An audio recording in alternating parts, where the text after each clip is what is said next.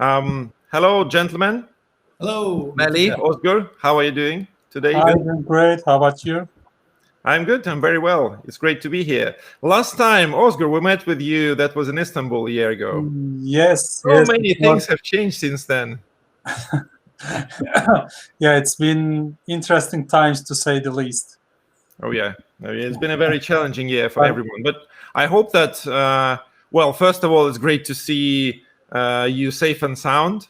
And I hope that the crisis that the industry is going through right now has been also, a sign for change. It gave some ideas on how to transform our businesses and how to adapt to the new reality and probably prepare for getting back to the older reality, because hopefully it's coming next year. Why don't we? So we are actually expecting a third speaker on this panel discussion, Fatih from Progo. But why don't we start with a round of introductions? Sure. So Melih, maybe you could start with introducing yourself and telling us what Hotelforex is about. Yes, hi Nikita, thank you very much. My name is Melih, and we are actually a company which is more focused on the hotelier's point of view, because I'm coming from hotelier roots, and I grew up with the hotel business till when I was very, very young.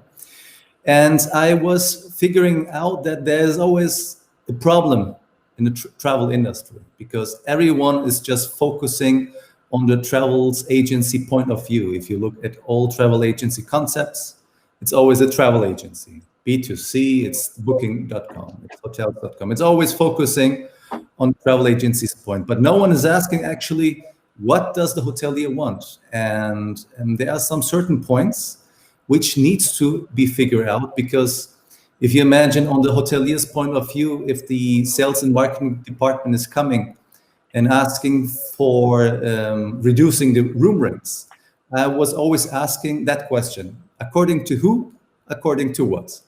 So the biggest issue is that the market is based on BMI, called Business Market Index. So they are focusing on the same level of stars of your competitors, or according to your city's evaluation room rates. So that gave you a picture actually of what your price rate should be. But there are key points what hoteliers want, and this is that the hotelier does not want to reduce the price without any reason. And if it reduced the price, they want straight away action. They want straight away conversion. And actually the hotelier wants to see how much they should reduce the price. So it's just like fishing on the open sea. You don't know what the fish is, but at Hotelforex, we are focusing on giving exactly the point on which meter the fish could be catched. And that gives a big insight for the hotelier, and gives a good point on how they should act, reducing or increasing the price according to demand by the customer itself. All right, great. Thank you so much for the introduction. Özgür? Yeah, so this is Özgür. I'm co-founder and CEO of Rentnconnect. Rentnconnect is a travel connectivity service. I would say connectivity service via portable Wi-Fi devices and also smartphones. Our main audience has been international travelers, especially taking long trips to different regions, so that when they face connectivity issues, roaming, buying local SIM cards, etc., what they can do is they can rent a portable Wi-Fi device from us, where it's very affordable and you can carry with you throughout your trips. And it's very similar to any kind of rental service. You go to the website, you select your dates, where you pick up, where you return, and then you can use it in the meantime. Unlimited connectivity, share it with 10 different people or devices, and once you're done, you return it. And what we have done has been to increase the coverage, both in terms of where the device will work, so it will work in 130 countries around the world, but also where you can pick up. So you can pick up in more than 6 countries the same day you are either taking a trip or when you're arriving, or to more than 40 destinations shipping in advance using carriers like DHL, etc. So this service focuses on making sure that once you take a trip, you are connected all the way through. Obviously, this pandemic has been a hit for us because of the international trips taking a big toll on as we all know. But we've been seeing a bit of improvement, especially during the summertime, and now it's kind of okay. We are still maybe 70-80% less than what it has been last year. But we are staying focused. We are trying to keep the team together, and we are trying to make sure we are ready when the things are opening up again. We are ready for it so that we can actually keep doing what we've been doing. Because our motivation is that before this all happened, we had very good customer feedback. We have great reviews, and we knew the customers love the product. So I mean, we know when it comes back, it will again be what they need, and maybe even more so, because now it's even more more important to just to be sure you're always connected, you always have a backup wherever you are, because now we all rely on these online and digital services wherever we go, and we need that proper connectivity. We've been also trying a bit of doing long-term deals or for remote work, remote education type of requirements, but it's always not so easy to come back or come into a new market. So we'll keep on trying, but also our main business stays intact. All right. Well, I can personally recommend Rentnconnect. It's a perfect product. Last time was in Istanbul.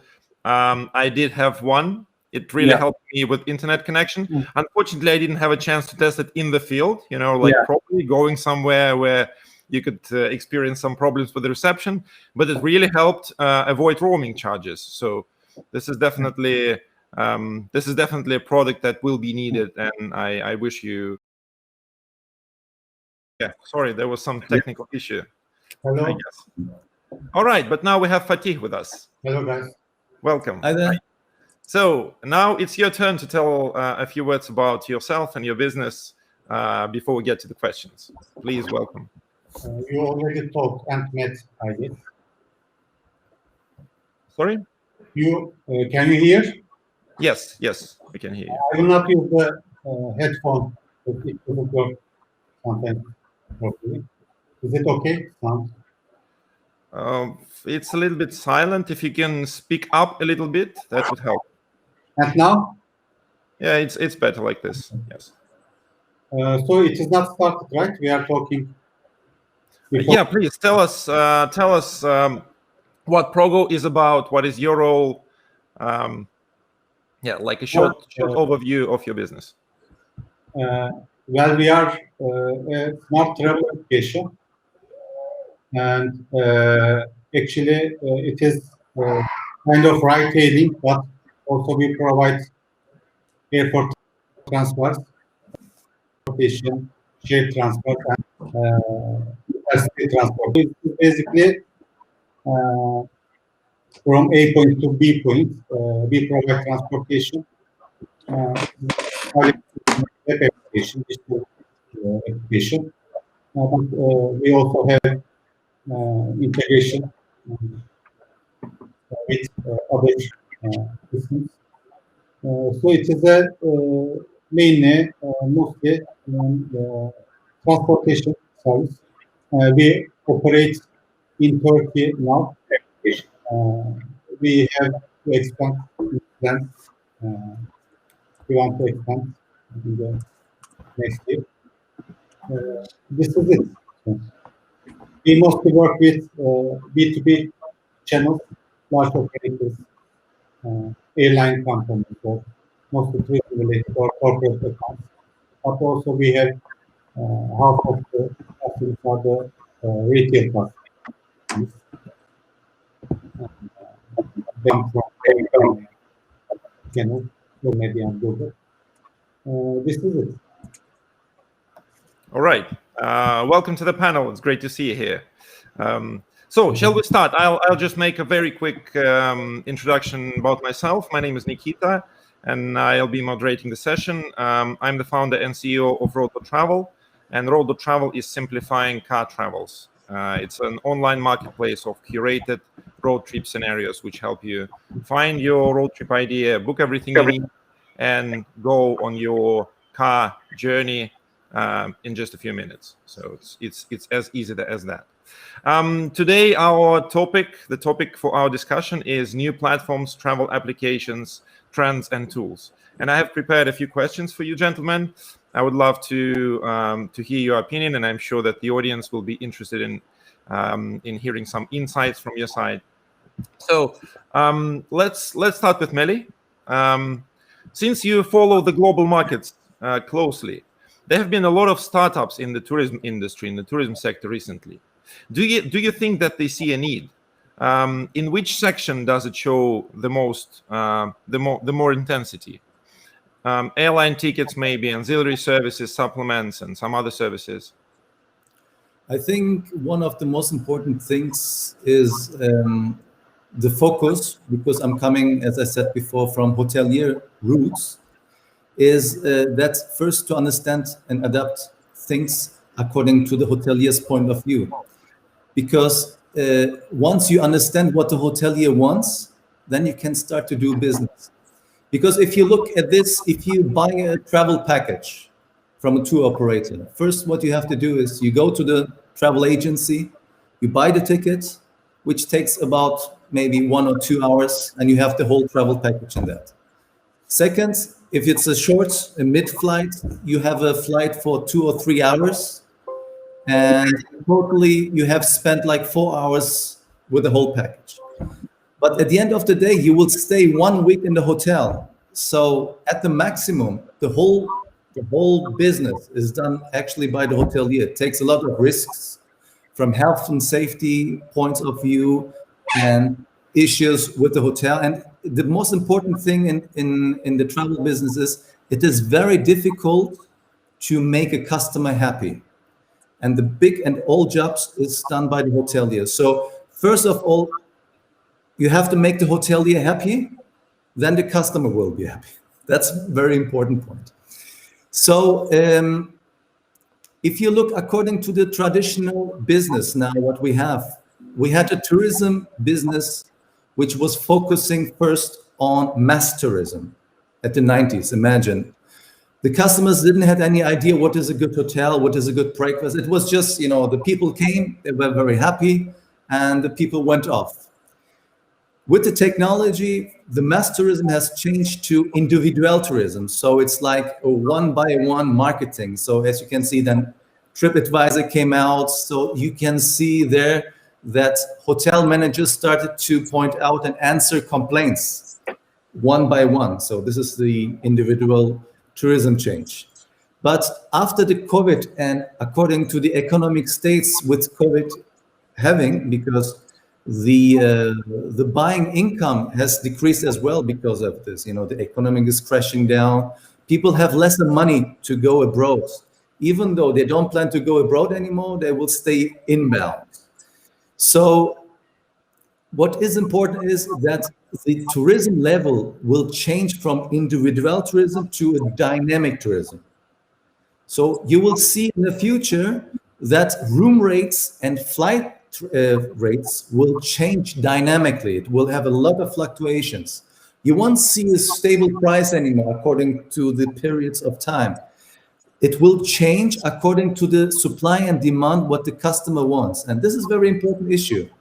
We provide in the travel industry rates what the markets say, but we do not provide rates according what the customer wants. And therefore, I believe that issue needs to be worked out by all different business models.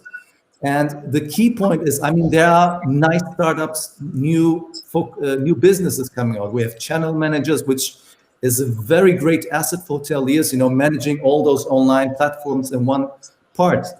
And we have now new apps coming out where you have a pre-online check-in where you don't touch the desk or have to go to the reception. You are now able to open doors with your application phone. And there's a very good app called Weeby by Özgür, which is really a big need to all hoteliers around the world. And these apps are, of course, very important. But the problem is the customer will be more price-oriented according to the new future. It will choose, okay, if there are 5 stars on that, it will choose the cheapest one of the 5 stars. And focusing on the point is, what does the hotelier want? And Hotelforex is really on that base, focusing on things, because we are like a booking website where you are able to haggle room rates. It's not an auction system. It's not in an auction system, as you know. When 100 people are entering an auction, only one gets the auction in his pocket. The one who bids the highest rates. In Hotelforex, it's totally different. If 100 people are going inside to our business, to our platform, and if a haggle offer, if a haggle model is accepted, all 100 is benefiting from that, which is very important. And therefore, what I believe is there is a need in the travel industry of new business models, which is very, very vital. I can't say should they focus on airlines, should they focus on leisures, on tickets, on sightseeings. It's depending on price rates. And with the new norm, with Corona, and I believe it will take more than we expect, maybe 1 or 2 more years, because first we will have the vaccine, it's coming out, but it will take time that everyone is now focusing on getting the vaccine or not, and it will take a little bit more time. So we have 1 more year to go, according to my point of view, and the success on the race will be the one who has the best new business model in the travel industry. Oh yeah, absolutely. I absolutely agree with you that we are seeing fundamental changes in the industry, and we've been seeing fundamental changes some time ago, moving from mass tourism towards more individual tourism, something personalized, and dynamic pricing, dynamic packaging are definitely the hot topics these days. So it's really interesting to see how this crisis will lead us to further change in business models, what will work and what will not. But it's exciting to see that these changes are happening, because after all, from any crisis, you should find a way to succeed eventually. All right, thank you for answering the question. Özgür, I have a question for you. So how do you think our geography, does it allow global initiatives to emerge? What kind of support do you need for that? Yeah, so I think it's a good question. And obviously, we need to define what the geography is. But if you we are, I think all of us, Melih, Fatih, and myself, we are based in Istanbul, Turkey. But so our region is Turkey, starting with Turkey. But if you look at the region more broadly, Europe and Middle East and the CIS region, I think there is actually and now that everything is going digital, startups and technologies can emerge from anywhere. But for travel technologies especially, it already has been a great place to do business. The main reason is if you look at Europe and Middle East and Turkey and CIS together, it's a big chunk of the international tourism. Many of the top cities around the world for international travel are already located in these places. But also, of course, the domestic travel is also big, being in the Mediterranean or being in the touristic spots or the big cities. So there's been already quite a bit of a market that is both available locally and also internationally. And we've seen many examples of it. I mean, just the biggest names like Booking.com, for example. Obviously, now it's like a public company, and everybody knows it, but it started from Amsterdam and still based in Amsterdam. There's probably a lot of us now know Bidroom, who is one of the up-and-coming hotel startups that is emerging quite fast. They're also from Amsterdam. But other examples, if you look at Karim, for example, in Dubai, which is sold to Uber, it's a huge undertaking, huge success. It's also, you can say, travel and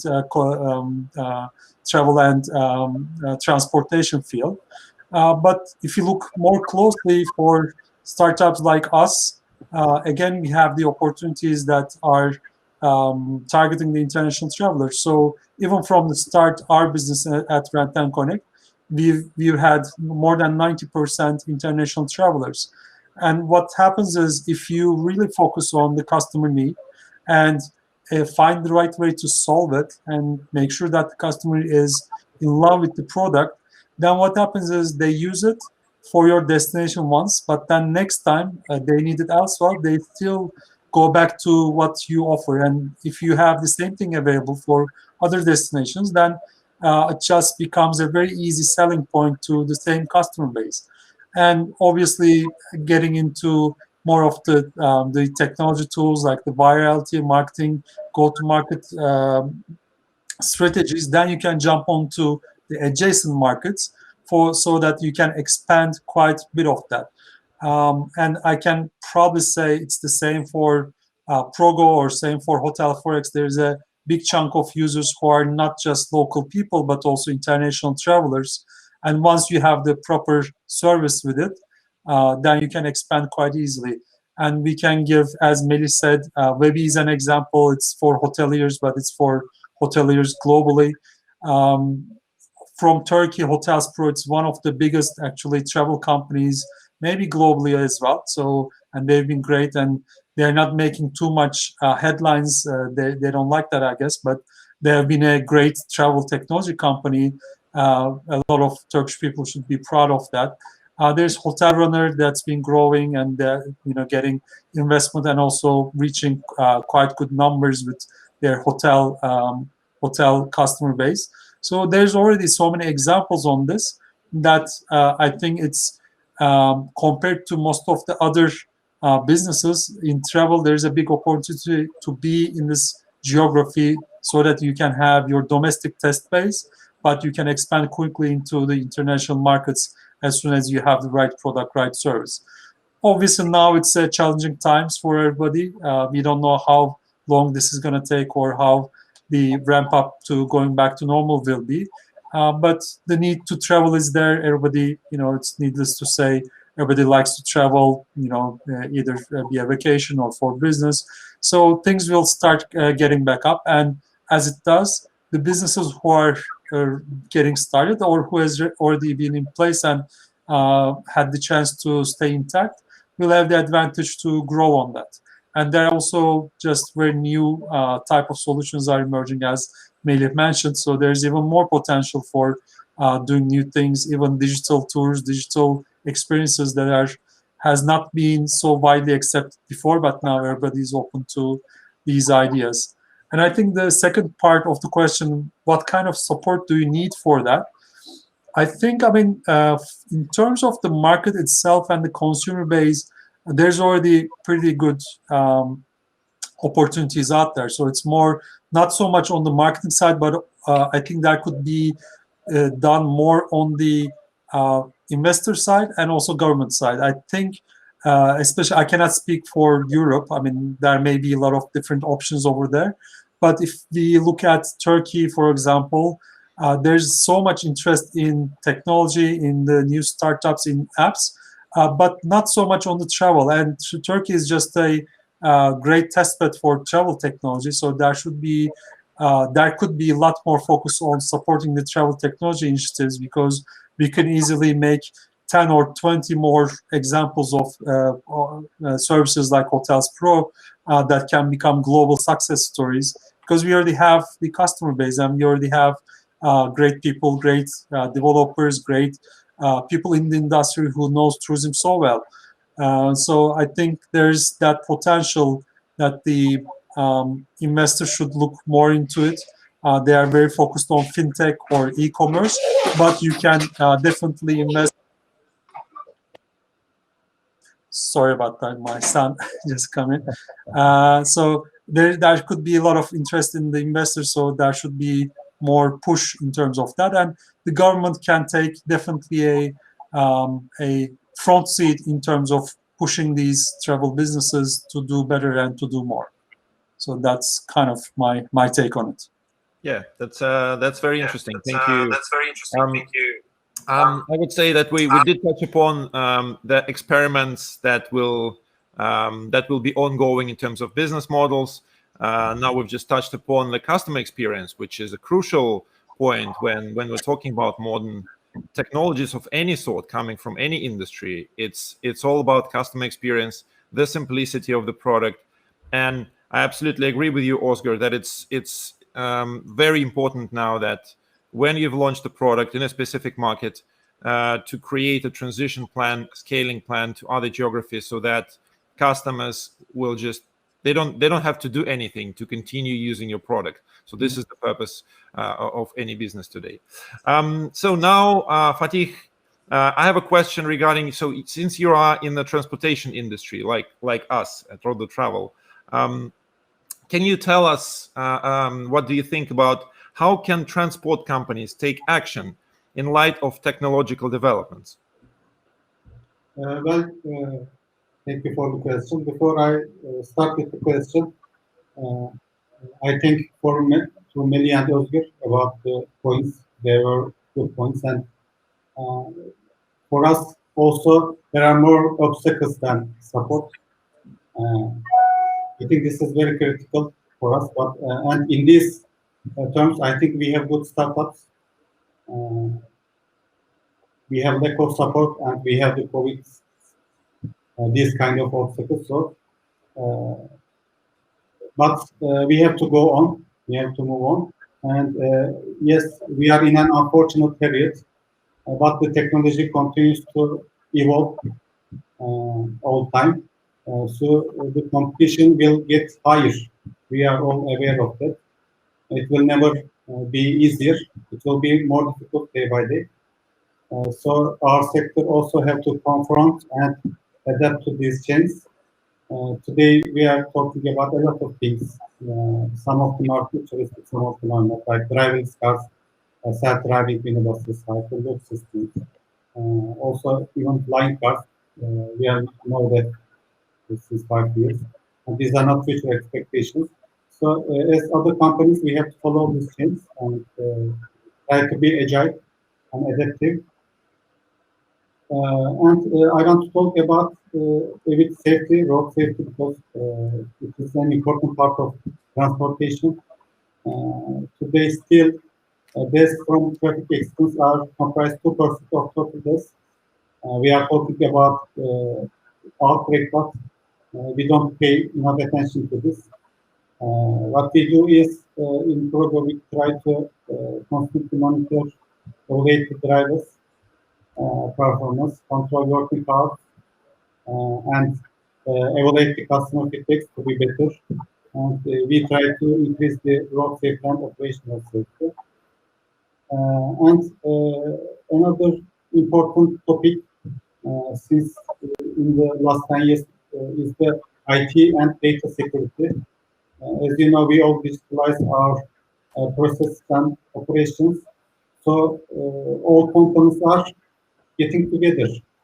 For example, in our case, we collect data from vehicles, drivers, customers, agents. So lots of data points are collected, and data points are vulnerable to cyber attacks. So we should be smarter here. We should bring more advanced security protocols here. For example, we are excited about autonomous vehicles, but maybe potential robots. There are already some potential robots like injuries for this.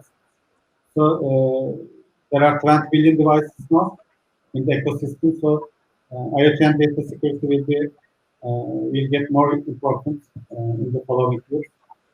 And after the outbreak, we also saw that we should maximize our digital transformation and process automation in our business because we can work from our homes.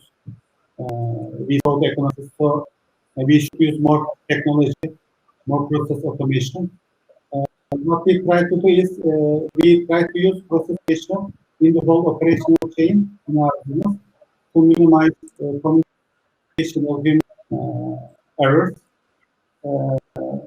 And our customer drivers, operations, both all communicate over the digital, and we try to. Oh, Oops. yeah, I think technical issues. The internet might be not the best, I guess. Well, I hope that Fatih will join us in no time. Yeah, okay, Fatih, you're back. 2 seconds. Yeah, we can hear and we can see you. Can you please speak up a little bit? Okay.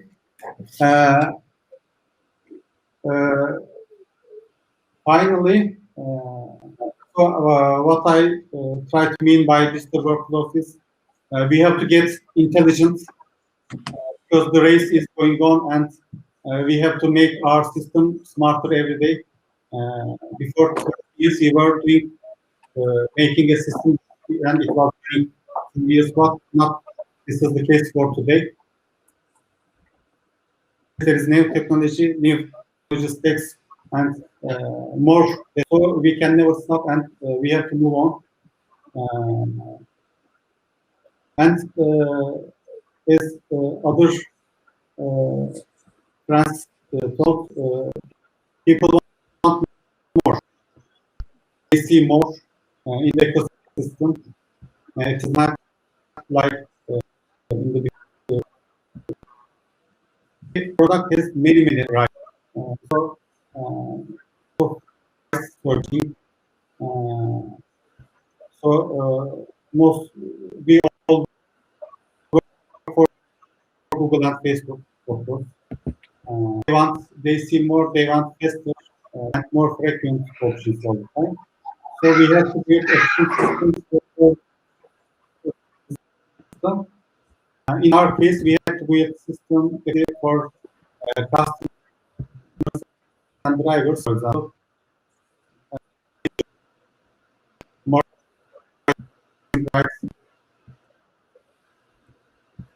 customers because of the COVID, the competition has increased. The price raise also has increased. So the companies who take advantage of big data and technology will be one step ahead, I think. We have more data. One positive thing is, okay, they are negative, but one positive thing is we have more consumer, like urban transport habits, flight habits, seasonal change, hotel users data, traffic data. So by using these topics, can offer effective.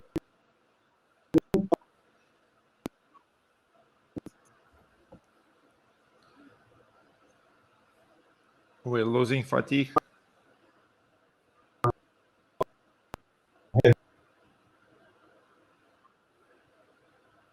Some glitch at the connection, I guess.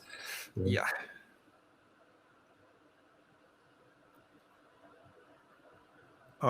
Yeah. Okay. Yeah, I'm afraid that Fatih is losing the internet connection now. So let's avoid the silence, and we'll just we have more questions to discuss. So, gentlemen, I have actually one question to all the panelists here, and it is about the challenges that we're going through right now in the industry, and we had been going through some challenges before the pandemic even. So 2019 was undoubtedly a year of change in which an economic downturn was approaching. The Brexit's uncertainty was worrying, but turns out that 2020 was so much worse. in terms of change that it's bringing to the industry. So what have you done to improve your business during this period? And Melih, let's start with you again. Well, Nikita, before 2009, we have to go a bit more on the past time, because if you look at 2016, we had the very big crisis with Russia when the flight was dropped down, and then at the same year we had a coup attempt in Turkey. So we had several really big crises living here in Turkey, and afterwards we should not forget as well the economic down that Thomas Cook has failed the operations, and they got bankrupt. So that was one of the big hits we had in Turkey, and hopefully we will not have this again. And I think, and according to my point of view, the coronavirus was the biggest crisis ever lived in the history of tourism travel industry, because it was just like, it's unbelievable. I'm still cannot believe what we are living. It's just like I feel myself in a movie. And, that shutdown was something no one, even the best marketeer or the best businessman, could not foresee this. But besides that, there's a rumor that, Bill Gates had that TEDx conference in 2015 talking about this. But I don't want to go too much inside there. So, but if you look, according to our point of view, we had, COVID was very good for us because, as you know, you want to try changing something in the industry. And the biggest point is, if you go on those steps, you lose a lot of time. It takes a lot of time, to prepare the right product, to prepare the right interface. I mean, you have to imagine we have changed the whole system 3 times back to back, the interface 3 times. We made so many mistakes, but now at the end of the day, we have something which really works out very good. So we have 3 phases in our system. We have the phase 1 is the Hegel model, and that's actually also a very important issue for us, because with this, the hotels have the opportunity to gain very deep information about consumer behavior as well. And it creates the most effective room price campaigns for the hotelier. It gives an insight of how the hoteliers should act. But of course, an idea to fulfill it in reality is really very, very hard. The online world is totally different. And it took a lot of reading, marketing, and for people who really want to just start up in the travel industry, just go for it. It's a bit hard way. It's harder than really doing a real business, for example, opening a hotel. But the online world is more complicated. It needs a lot of knowledge. And in that period, my team, the IT team, and the marketing, and everyone was really working very hard at that silent time. We were really just focusing on the product, on the user's experience, most of that. And with that work, we have now our fruits, and things working very well. Okay, it's really good to hear that. So it's like a shock therapy for the industry. Yes, you're getting caught in the routine, and then something like this happens, and you have the time to regroup, to rethink things. Absolutely. And we were thinking Hotelforex, we started 3 years ago, and we always were thinking of doing things different. But that the COVID period was really helping us in that, because hoteliers really, it was very difficult at the beginning getting hoteliers to Hotelforex, because everyone said, I don't need it. I'm getting hotel rooms from everywhere. I'm happy. Don't bother. But now we have the period where the hoteliers are asking, let's work, let's try something new. And indeed, that period has changed as well the minds of the hoteliers, because gaining those hoteliers in the system was one of the biggest challenges we had. But now people understand our value, our project, our prospects about what we are really want to try to do. As well on the customer side, sometimes if you go on the call center, you will hear my voice as well, because sometimes I work as customer service as well, to hear what people are thinking about Hotelforex. And we really have very good insights and feedbacks from customers stating that they wanted that type of opportunity, because you have to imagine that people, they haggle, they want to get the best price.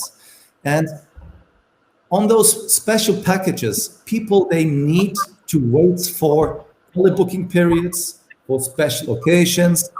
We will have, you always have to wait for certain discounts to have. But in Hotelforex, you don't need to wait. I mean, if you have the correct demands to the hotelier, and if the hotel sees the demand, they really act, and it goes like bang, bang, bang, very fast.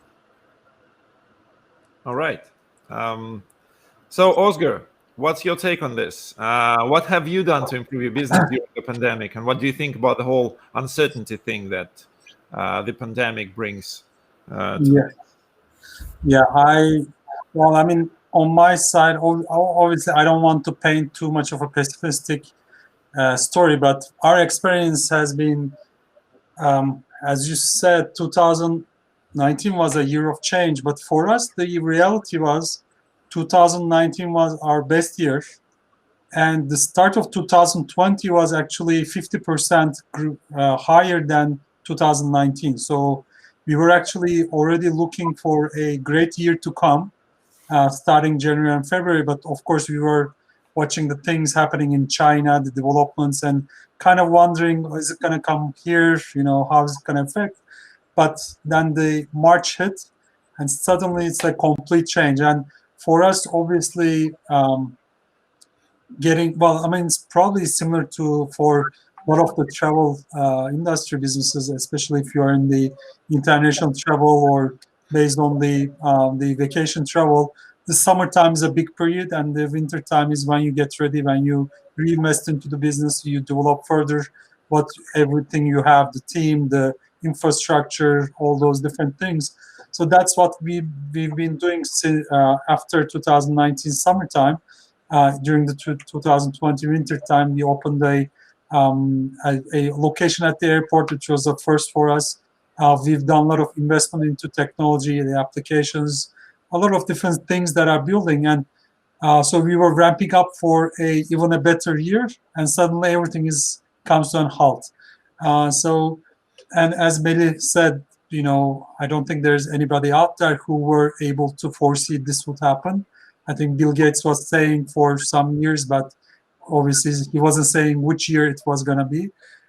So it was a shock for everybody, but also a bigger shock for us because of just being so ready for a big year, but then you suddenly stop everything. After that, what we did, of course, we cannot sit down and start crying about it. We have to be realistic. We have to understand what's going on.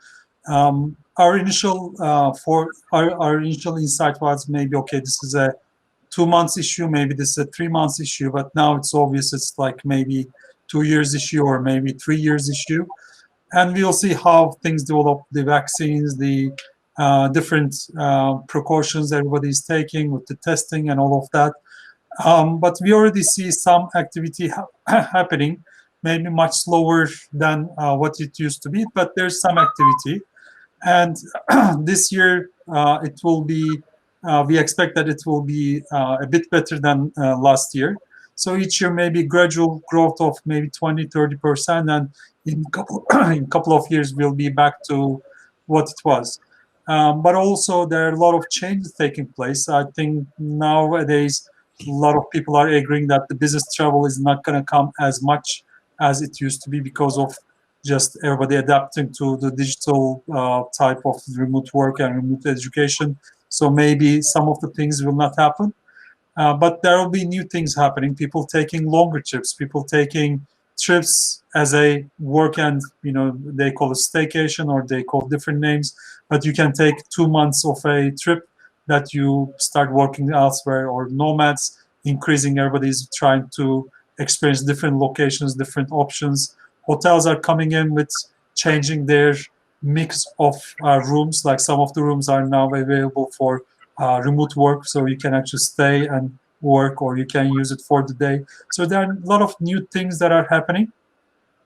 And for us, what we've been trying to do is, first of all, trying to keep the team intact. And I can say that in terms of, like, each country is different, but in terms of Turkish government precautions that are taken for making sure there are furloughs, or there are remedies for the teams that you have in place, it's been helpful for us, so that we didn't have to do a lot of cash burn while trying to keep the team intact. We've downsized a lot. We've shut down offices. We have decreased number of assets that we have. Watched a lot of the cost structures that we have. Anything that is not useful, that is not really impactful at this today, we've kind of cut those cost items. And now the focus is just to match our workload with the demand that we have. And on the side, we are working on developing new tools and new things that we've been actually maybe holding for a long time. Now is the opportunity to work on those. Like, we have an application called Trip Backup, which helps people get personal assistance service when they need to via application or WhatsApp. So it's a live communication service that you can use anywhere in the world, pretty much, and you can get personal assistance service.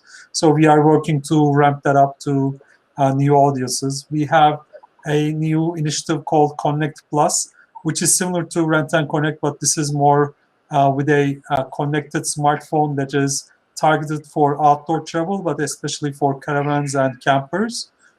So you can have a bundled device that has a lot of applications and services and connectivity solutions together, so that if you are taking on a long trip with a caravan, you can take this device and use it as a communication hub during your trip. So we've been working on launching these into the market and trying to get the initial traction. That's been our focus, and try to stay positive with the team and with everybody, and overall with the business, be ready as it grows. Yeah, absolutely. It is the most important thing now, to be positive and to stay positive. And I understand that it hasn't been easy for anyone in the tourism industry. It hasn't been easy for anyone in the world, in all industries. I myself was in January 2020. I was in Las Vegas announcing a partnership with a very, very promising electric vehicle startup from China. It was a beautiful car, a Tesla rival. They didn't make it through the pandemic, unfortunately. They couldn't close another investment round, even though they were really close to launching a new vehicle into the market. So, it's a totally different world. Hertz went bankrupt. One of the biggest players, the most traditional players in the car rental industry, is now going through insolvency. So the fact that we are here today means that we found our ways to survive through this, which is good news, I guess. And it's going to be changing for better. I'm absolutely sure. So let's keep our fingers crossed and keep working and keep being resilient to go through the hard times. Fatih, question to you. Same question, actually. 2019 was full of uncertainty, was promising us an economic downturn, but then 2020, okay, we lost Fatih. Yeah, so sorry that it's happening like this. But well, anyway, the world hasn't adapted fully to fully online experience, I guess. So there are still some technical issues, or maybe that's actually the reason why we have these difficulties, because the whole world is now working remotely. And I'm curious, how do you think, gentlemen? What's your guess? We already mentioned something like it might take a year, or maybe it will take a couple of years. But what's your guess right now, given all the data you have about the vaccines, about the health passport initiatives that are being in active development, all those new touchless technologies being introduced at airports, at hotels that Melih had mentioned. So how do you think, when are we going back to, well, something similar to normal? Because, this will be a new normal. But how do you think? Will it be summer 2021, or are you more pessimistic in that sense? Melih, what do you think? Well, I'm an optimist, but also a realist, which is very important. And according to me, it will take maybe in the mid 2022, unfortunately, because it will take really some time. And I hope we won't see something like called COVID-20 or COVID-21. And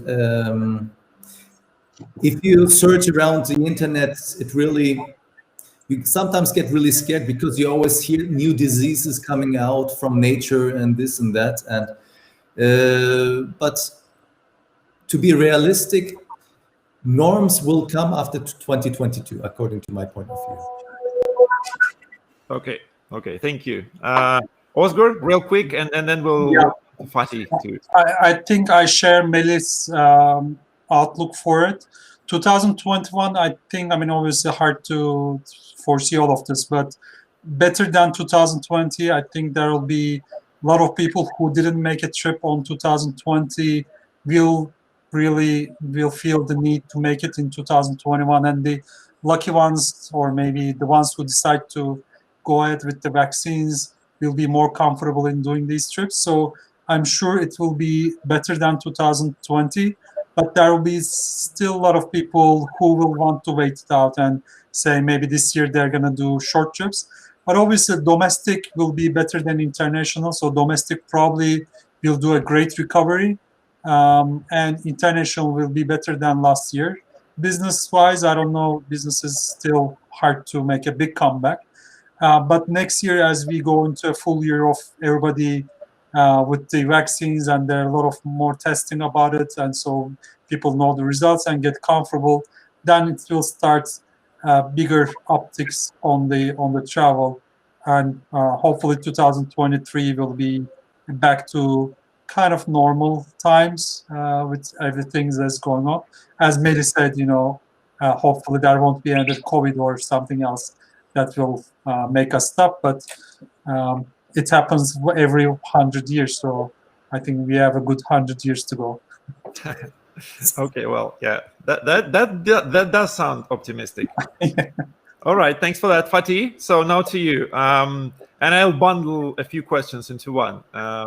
2019 brought quite a lot of uncertainty. Like Melih has mentioned, Thomas Cook went bankrupt. Actually, I remember that a record number of 23 airlines went bankrupt on the same year, 2019. So that was already, there was something changing in the industry. And then 2020 happened. So the question is, what have you done to improve your business during 2020? And the next question is, how do you think when we are getting back to normal? Your guess. Yeah, of course, we also were unhappy. Like Özgür, what Özgür said directly matches with our situation, because we always had the steady growth rates. So we were doing very good until March. It was like 100% growth when we compared to the last year. But this is life. It happens. We saw this. And tourism sector had the most negative impact from this crisis. And as a startup, of course, we have high energy. We have a great ambition to grow our business all the time. But you have to face the facts, and you have to be smart. Also, you have to be smarter in tough times. As the minister told, the sector has shrunk by 70%, and this is maybe more in the aviation sector. And of our business is related to airport transfers. So, of course, we were negatively affected. And this is the same case in all countries. We also hope we will have better numbers. We are aware of the fact that it will not be as before the pandemic, but it will be much better than 2020, I think, this year, because the recent developments are some optimistic, I think, about the vaccine. What have we done? We couldn't stop. If you stop in such crisis situations, you have to cut down your business. So you shouldn't stop. The worst thing is to stop. So we developed some strategies. We adapted to COVID-19. We redesigned our hygiene policy. We separated compartments in the vehicles from between the driver and passenger.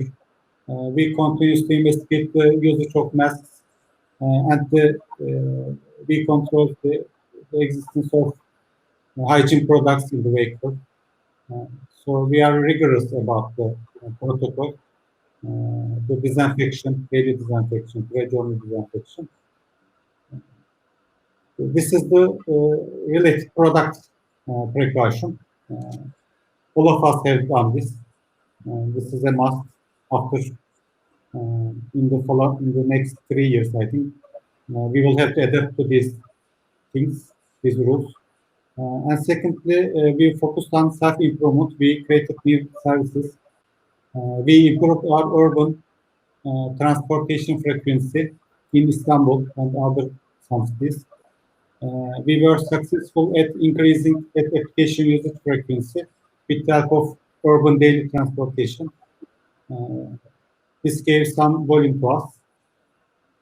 And other than that, we also increased intercity long-distance transportation because some people were looking for an alternative to the aviation and buses in the market. And we saw some correspondence in the market. Finally, what we plan to go overseas this year, because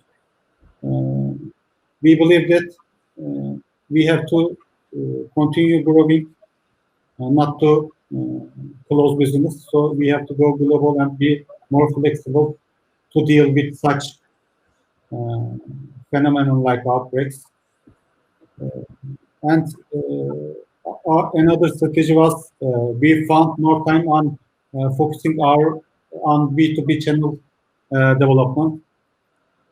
This year we started with big tour operators and valuable B2B accounts, and we stayed close to our existing B2B channels because independent of the sales volume, we had to. We think that we shouldn't attach to the current negative situation, but we should continue to do the plan of the next year. So we continue the communication. Actually, we increased in some sectors. We increased the communication. Similarly, we also continue to communicate with the retail customers. We continue to use digital marketing channels. And as in before the outbreak period, we found some time for the evaluation surveys. We could do some direct marketing with the retail customers. So we got some feedbacks to improve. We also applied them. So I think we hope the worst times will be over. No one knows. But we all had some lifelong learnings, all of us. The ones that can carry these learnings with them in a positive way, I think will be successful after the pandemic. This will not go forever. Tourism will recover. We have to be more agile, more adaptive to risk situations. We will spend more time in our customers, B2B partners. We have to be creative and competitive, I think. This never stops. The game never ends. I agree. This is a very good conclusion. A big takeaway: we should be agile, we should be adaptive, we should always think outside of the box. when you are in the new environment, well, yeah, you either stay or you leave. So in order to stay, we have to find our way through it. And I think that from what we've heard today, your companies are finding their ways to get out of this pandemic in a renewed, refreshed form, probably with new business models, probably with different types of clients, maybe even trying different niches. So I would like to thank you all for participating in this panel discussion. It was very interesting, full of insights, and I wish you all a big success with your businesses. I hope that next year we will meet in person again and spend some time during the networking hours at Uzakrota Travel Summit. Thank you so much for participating in this panel session. Thank you, Nikita, for a great panelist. And thank you so much, Nikita, for this wonderful moderation and a wonderful talk from all the speakers. So it was very informative on our side. Thank you so much. So while you leave the stage, so I'm going to make the transition for the other sessions for the audience here. So far, you have been heard from panel-style discussions, and this was the final one of today. And from now, we are going to have 3 single speaker sessions, and the next session will start in 15 minutes. And it's going to be about new technological trends in transportation sector, and the speaker will be Emre Manger. And each single speaker session will last approximately 30 minutes or 45 minutes. And I hope you enjoy every session. So the next session will be, as I mentioned, new technological trends, and the next session will be development of online travel market in the world. And the speaker will be Nima Kazi, the CEO of AlibabaTravels.com. And also the final session of today will be the increase revenue and decrease expenses with AgeKeeper. The presenter is the CEO of AgeKeeper, Svetlana Udalov, and it's gonna last about 30 minutes as well. So for those who have some technical problems, we have a huge traffic today. So you may have some technical issues on your side. In order to get the best experiences, digital experiences, we suggest you to use Google Chrome and also refresh the page when you encounter any problem. So our technology team are also handling the difficulties on the background as we have been having a more traffic during the day, which, as I am told, we hit more than 100,000 people watched the whole sessions today. So again, Nikita, thank you so much, and all the speakers, thank you for your time. So we are going to move to the next session, but we have a 10-minute gap right now. So let's get a break. All right. Thank you so much. See you. See you soon. Thank you. Take care, everybody.